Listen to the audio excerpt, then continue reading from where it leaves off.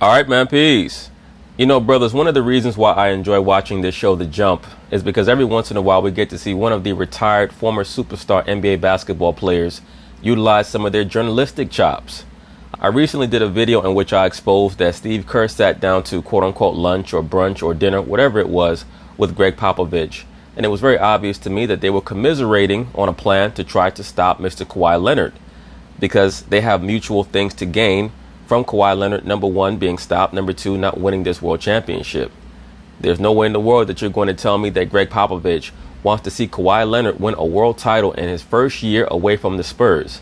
And of course, Steve Kerr needs to figure out a way to stop or nullify Kawhi Leonard so that he can give his team a better chance to win. We also know that Steve Kerr comes from the MK Ultra or MK Handler coaching tree of Mr. Greg Popovich as well as Mr. Phil Jackson. Well, Tracy McGrady, he plays no games. As soon as the topic starts to come up pertaining to Mr. Kawhi Leonard, Tracy gets right to the nitty-gritty and he asks Steve Kerr, what were you doing sitting down with Greg Popovich? Was it about Kawhi Leonard? So, of course, they're going to talk about it and I'm going to chime in. And here you are to dash their dreams. So nice to see you. It's a big task of stopping Kawhi Leonard. Obviously, they couldn't do anything to shut him down in the last series. How do you approach him this time? Yeah, he's one of those guys who, no matter what you do, he's gonna score 25, 30 points. In other words, you're not going to divulge the defensive game plan to Rachel Nichols. But let me say this, after watching Game 1, the Warriors better stop giving him so much attention. I agree with Charles Barkley and Isaiah Thomas, but particularly Charles Barkley, who said, with Kawhi Leonard being hampered by that knee, you have to show me that you can score 40 or 45 points like you were doing against the Philadelphia 76ers earlier on in the playoffs. You're going to have to show me. And if he's able to do that, great. But you can't have Pascal Siakam out there looking like Alex English and George Gervin. You just can't have that. The dude scored 32 points on 14 of 17 from the field. Kawhi Leonard has to show me. I'm going to put Klay Thompson on him or Andre Iguodala, assuming that he's relatively healthy. I'm going to put those players on him one-on-one.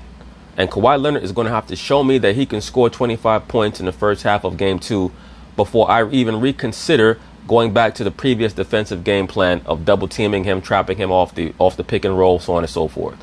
But there's no way in the world that you can allow all those other players to get off like that. Marc Gasol was looking like Dan Patrick Ewing. It's crazy. You just cannot have Marc Gasol and Pascal Siakam combined for over 50 points. There's no way that you're going to win the series if that continues. Now, coming into the series, I said to myself that one of the keys for Toronto would be if the offensive combination of Pascal Siakam and Kyle Lowry were to combine for an average of 40 to 50 points a game in that series. That would be integral for them to have a chance to defeat the Golden State Warriors, assuming that they start to get healthier. When I say they, I'm talking about the Warriors. Assuming that they start to get healthier as this series goes along, which I expect. By Game 4, I believe that Kevin Durant and Boogie Cousins will both be back in the starting lineup. I'm not quite sure how effective either one of them are going to be, but we also have to understand that just their presence on the floor, especially Durant, is going to open up things for Steph Curry and Klay Thompson. So by the time they get to Game 4, the Raptors have to say to themselves, we have to be up 3-1, or 2-1, I should say, by the time we get to Game 4. At least 2-1.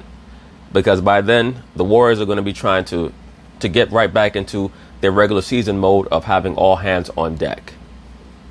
Try to make it as difficult as possible. Try to force some mistakes. And whatever you do, you can't let other guys kill you too. So it's really tricky. I mean, some guys you can game plan for and feel confident going in that you can really accomplish something. But with a guy like Kawhi, you really have to feel it and probably adapt and adjust on the fly once the game starts. Yeah.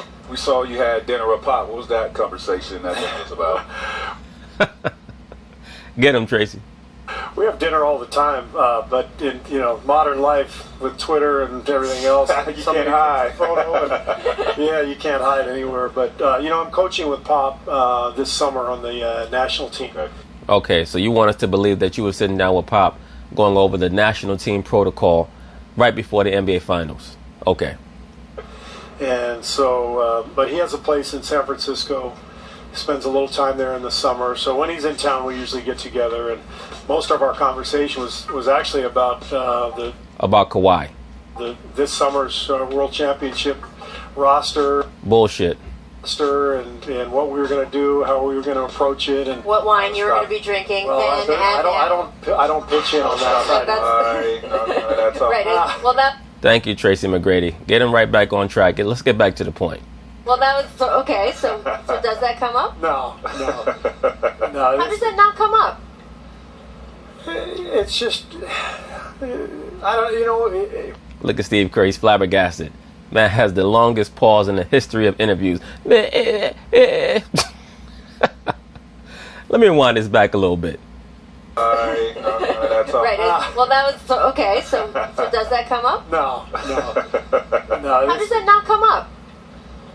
It's just I don't. Pop is. Steve Kerr trying to think of what lie to tell. Steve Kerr understands that it does not shine a bad light on him to admit that they were talking about Kawhi. The reason why he does not want to admit that they were talking about Kawhi Leonard is because of the light that it will shine on Popovich. It's going to make Popovich look like what he is, which is an embittered old Caucasian liberal who thought that he was going to fool everybody. And he was not able to fool Kawhi Leonard, who got the hell up out of Dodge. And right now, Pop is trying to utilize some machinations in the background to see if he can help Golden State however he can. And isn't that interesting? Popovich claims that he does not root for or cheer for or try to aid any other Western Conference team in any way.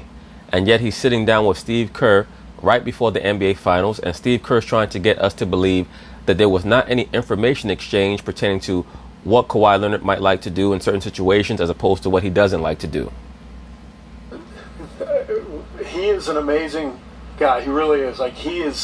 He loves the game so much. He has these principles, and he's not a guy who's going to say, "Hey, I'm angry at Kawhi, and here's how to." That's not Pop. Pop is, let's have a glass of wine and let's talk about this summer and let's have dinner and congrats on making the finals. And I don't mean that he's sitting there like spilling secrets as a revenge mode. Right. Because Well, I am. I'm saying that. I don't see Greg doing that at all. No. I just mean that you're about to play an NBA Finals, and it's obviously front and center for you, and he's your coaching mentor. And I would just think that conversation about this series would come up. Well, and I've done that in the past. I've called them, when they were out of the playoffs and we were still in it. I've called them on occasion and said, "What do you think about this or that?" And I've done the same thing with Phil Jackson. Sent him an email and, "Hey, what do you think about this or that?" Phil don't know what to think. He's too busy getting high as a kite.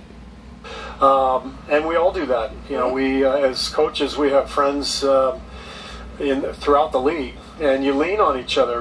Maybe you have a friend who just played a team earlier in the playoffs. You call him. You say, "What do you think?" So in other words, to make a long story short, Greg Popovich, he brought you about 5 files filled with information on Kawhi Leonard. Not just what he likes to do on the basketball court, also what he does off the court. You know everything about that man right now, Steve Kerr. Don't lie. So everybody does that. That's just part of it. But anyway, that's basically it on that, brothers.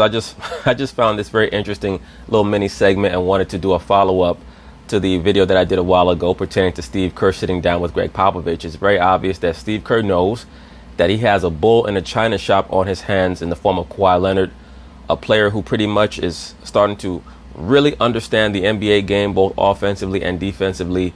He's at his peak right now, and I'm not quite sure if the Warriors are going to be able to figure out how to stop him in time, especially if they don't get healthy enough early enough in this series. So peace.